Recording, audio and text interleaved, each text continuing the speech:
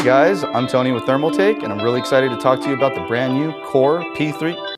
Wait, guys, is this? I thought it was the other. Weren't we doing the other case today? It's not this one, right? Like, this is. Oh, I mean, we've had this for a good bit. I mean, don't get me wrong, this is my favorite case, but like, oh, hey, there it is. The brand new Core P3 Pro. I'm really excited to check things out. There's a whole lot of cool new features, so let's see how it helps you build like a pro.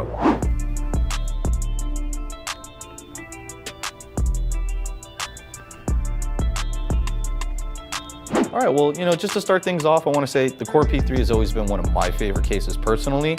So at a glance, one of the nice things to see, the feet have been redesigned to bring it further in line with the Core series like the P6 and the P8. I really like what it's done with the case. Next to that, we also have our brand new recessed radiator tray. It's able to accommodate up to a 420mm radiator for both custom liquid cooling builds and AIOs. And then following that, we have the additional front fan bracket, which doesn't actually only work for the front. You can move it up top as well. That's just what I love about the Pro. There's so many cool things, tons of options. I'm really excited to get started building with this. Okay guys, for today's build, we'll be using our Pacific Series 420mm radiator and DP100 distro plate, as well as our Snow Series tough fans and tough power. Then finally our blue and white C-Pro fittings just to complement the build and bring it all together. So before we can get started, let's go ahead and prep the case. First, we're gonna need to remove that tempered glass panel, but hey, don't worry buddy, you'll be back soon. Now moving over to the back of the case, we can see a couple of design changes brought over from the P6, such as captive thumb screws, as well as the ability for the back panel to just lift straight off instead of sliding to the side. And then here we can get a shot of a couple of the design changes made to the back and the front of the case. Alright, so moving the case aside, let's get our W7 mounted up to our motherboard. We're going to begin by applying some TG30 thermal paste.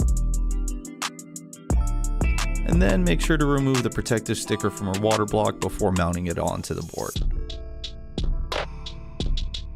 After which, they both should be ready to be moved into their brand new home.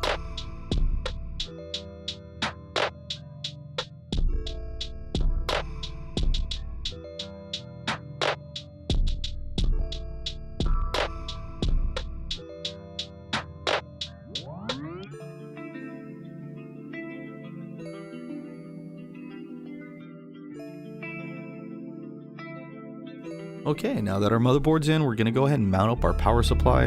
And yeah, I know, anyone that's built in a P3 with a vertical configuration before is probably telling me, stop, don't go, keep going, but don't worry, we'll get to that in just a second. But from here, we're gonna go ahead and put the case back aside, and let's get these tough fans mounted up. Now, one thing I really liked about the P3 Pro is I've always been personally partial to 140mm fans, and the Pro being able to accommodate up to a 420mm radiator is just an awesome improvement. I really like the aesthetic of the large fans, so I'm really happy about that.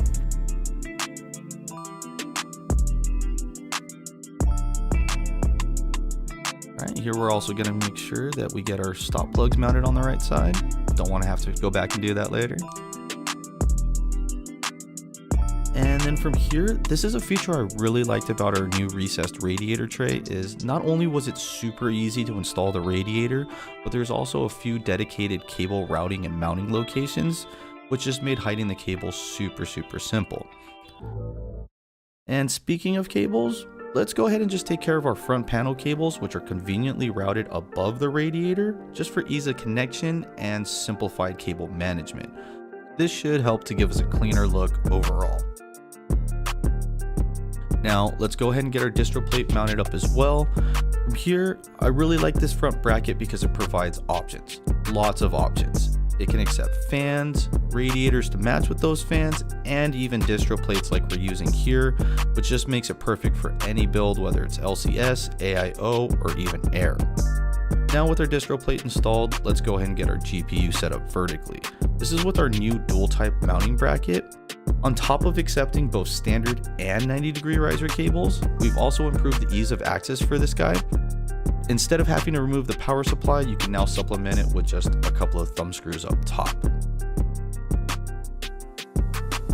All right guys, now that we have all of our components in the case, it's time to go ahead and plan out some of our tube runs. And you know, this is where the Pro really came to shine. The open frame design, it's very forgiving. It gives us a lot of options. It works great for pre-planning, checking bends, possible configurations. And like I said before, those kind of things are really nice. It allows you to change up things on the fly or adjust components so that you really get that layout that you want. And don't worry, we're gonna get an example of that right now.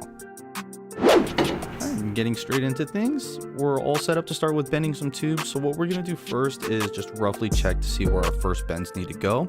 And from here, we can actually see that since there's no top or rear panel for the case, it's really easy to check the fitment for your build.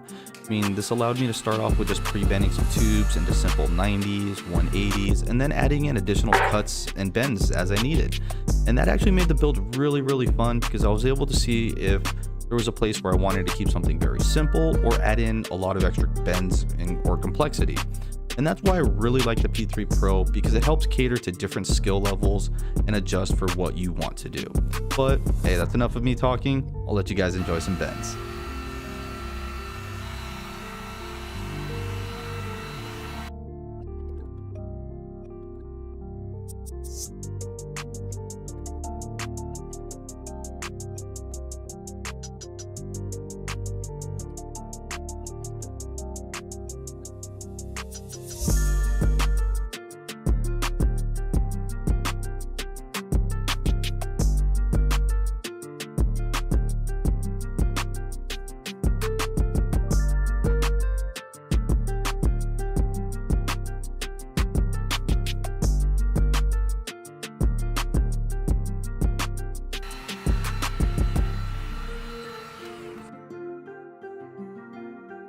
So now that we're mostly done with our tube runs, we can get started on the last of the cable management. Now, I usually wait till the end to finish up my cable management just because this allows me to add in anything else that we maybe forgot, or also to ensure that anything that needs to be connected is already installed and good to go. Now, speaking of cable management, if the original P3 wasn't easy enough already, the Pro really takes things to the next level with additional cable management tie-down points and grommet openings, just giving us a cleaner look not only for the cables in the front, but for the cables in the back as well. And me, myself, I personally love this peace of mind, just knowing that should I ever need to remove the back panel, everything's easy to access, out of the way, and it looks amazing. Hey, go ahead and show off. Alright, now that we have all of our cables and tubes taken care of, the last thing we have left to do is to start filling the system with coolant by filling up the distro plate and then running the pump and just repeating as necessary.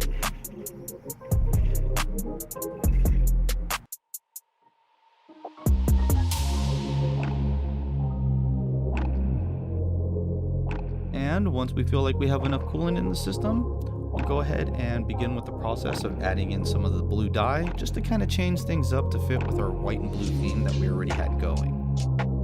Hey, while we're waiting for that to mix, we can go ahead and bring back our tempered glass panel, who has been patiently waiting off to the side to be reunited with the fully completed build. Go ahead and peel off that plastic film. After that, we're going to go ahead and get the post cap screwed back on, and we're all set.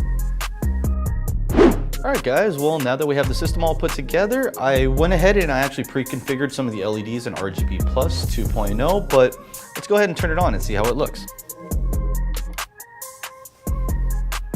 This is always one of my favorite parts.